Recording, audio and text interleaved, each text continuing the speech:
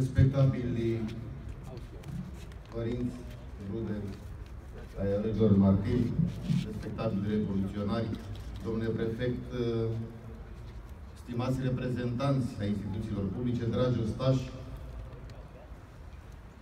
pentru noi românii se împlinesc 27 de ani de la cea mai sângeroasă și crudă pagină din istoria recentă a României.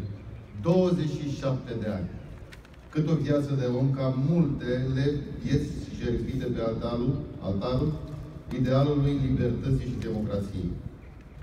Copiii născuți în acele zile de decembrie au devenit de mult majori și au terminat studiile, au familii și la rândul lor copii.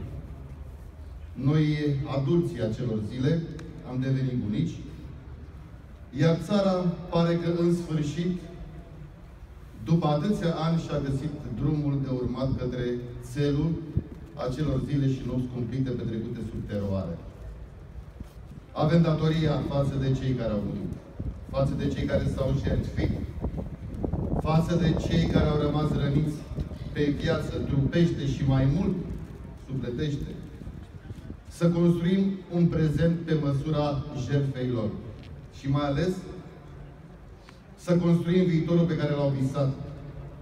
Nu va fi ușor, dar știu că putem să facem împreună acest lucru, pentru că dacă românii au fost gata să se sacrifice pentru libertate, vor ști să găsească în ei acea forță de care avem nevoie acum ca să ne recucerim liniștea și demnitatea. Comemorarea de astăzi survine într-un context global tragic, într-un moment în care rugile tuturor se îndreaptă către sufletele secerate în diverse colțuri ale lumii, de oameni care pretind că îndeplinesc o datorie divină atunci când seamănă teroare și ucid fără milă. Nimic mai fals.